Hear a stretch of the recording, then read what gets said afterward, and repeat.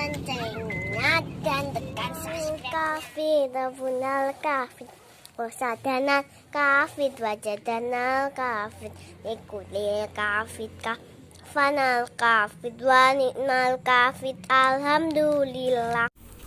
Teman-teman, ini video selanjutnya. Dadah guys, selamat lihat video kita.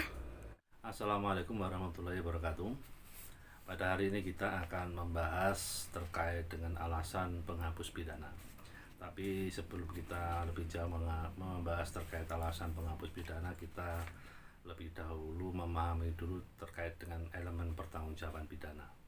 Di dalam hukum pidana itu ada 3 elemen pertanggungjawaban pidana. Yang pertama adalah kemampuan pertanggungjawaban pidana. Yang kedua adalah bentuk kesalahan. Yang ketiga adalah tidak adanya alasan penghapus pidana.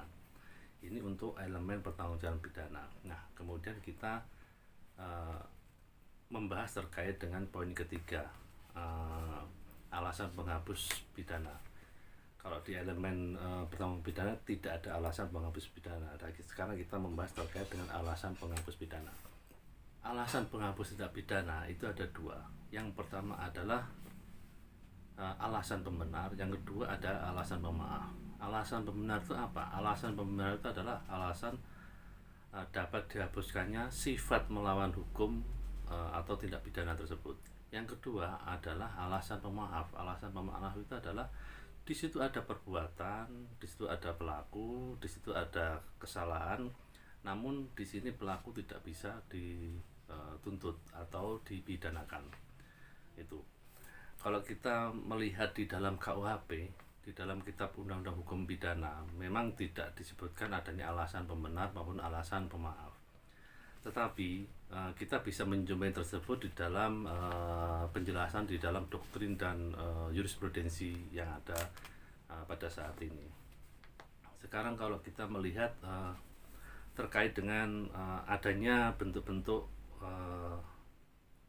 adanya suatu perbuatan pidana, maksud saya adanya suatu perbuatan pidana yang bisa dihapus dari penuntutan. Adanya suatu perbuatan pidana yang bisa dihapus dari satu penuntutan. Misalnya, contohnya yang pertama adalah karena tidak ada pengaduan atau aduan dari korban. Itu yang pertama. Yang kedua, perkara tersebut sudah kedaluarsa atau sudah melewati masa kedaluarsanya. Kemudian yang ketiga, meninggal dunia. Yang keempat adalah sudah menjadi nebis en idem, seperti itu. Jadi ada 4 kriteria di mana suatu perkara atau suatu peristiwa hukum atau suatu tindak pidana bisa dihapus dari penuntutan, seperti itu. Kemudian kita kembali ke penghapus pidana dan alasan penghapus pidana. Yang pertama adalah alasan pembenar. Nah, di sini ada di dalam KUHP itu memang tidak disebutkan dengan jelas. Namun kita bisa melihat dari pasal-pasal tersebut. Sebagai contoh di pasal 221 ayat 2, kemudian pasal 166 itu adalah ada alasan penghapus pidana. Kemudian alasan pemaaf itu di pasal 44, pasal 48, pasal 49, pasal 50, 51, seperti itu. Kita ambil contoh terkait dengan pasal 48 atau daya paksa. Kita juga bisa mencontoh misalnya ada seseorang ketika dia itu sedang berjalan sendiri, seorang wanita misalnya berjalan sendiri, kemudian dia itu kebetulan sedang membawa pisau dapur. Tiba-tiba ada seseorang laki-laki yang datang kemudian ingin memperkosanya.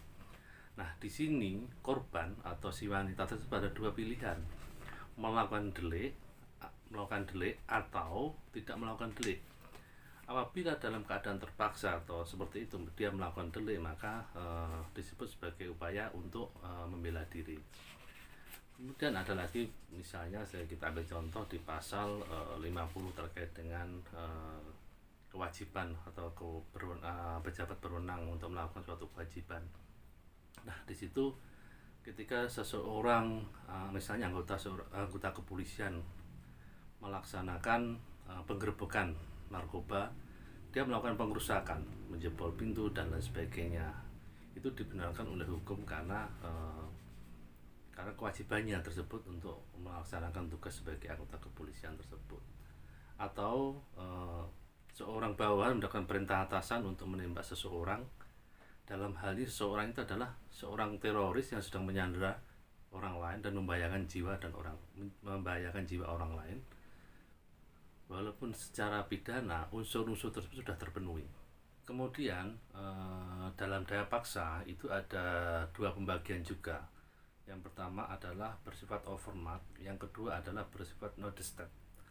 Nah, di sini adalah overmark itu dibagi menjadi tiga, yaitu bersifat absolut, kemudian bersifat relatif, yang ketiga adalah bersifat dalam keadaan darurat. Overmark itu adalah daya paksa yang bersifat mutlak yang dilakukan oleh manusia. Beda lagi dengan non-distat, itu daya paksa itu dilakukan oleh keadaan alam atau keadaan lingkungan seperti itu. Kita ambil contoh overmark,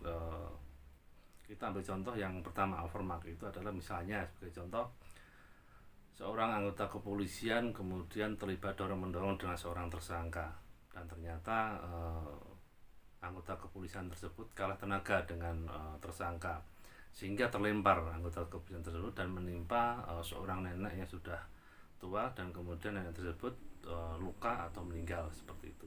Nah, dalam keadaan seperti ini disebut dalam keadaan overmark, sehingga anggota kepolisian tersebut tidak bisa disalahkan karena menyebabkan meninggal karena tertimpa oleh anggota kepolisian tersebut sehingga luka atau meninggal dunia. Kemudian yang kedua adalah non-distat. Itu adalah misalnya seorang pelaut, dua orang pelaut, kapalnya tenggelam, kemudian ada satu batang kayu, ketika dinaiki dua orang nanti tidak akan bisa bertahan, sehingga salah satu harus dibuang atau ditenggelamkan seperti itu. Demikian belajar hukum bersama pada hari ini terkait dengan alasan pembenar dan alasan pemaaf. Terima kasih. Apabila ada komentar atau mungkin ada masukan terhadap terkait dengan apa yang saya sampaikan, silahkan kirim ke email kami atau komen di bawah. Silahkan subscribe dan share channel kami untuk perkembangan channel kami dan mendukung perkembangan channel kami. Terima kasih. Wassalamualaikum warahmatullahi wabarakatuh.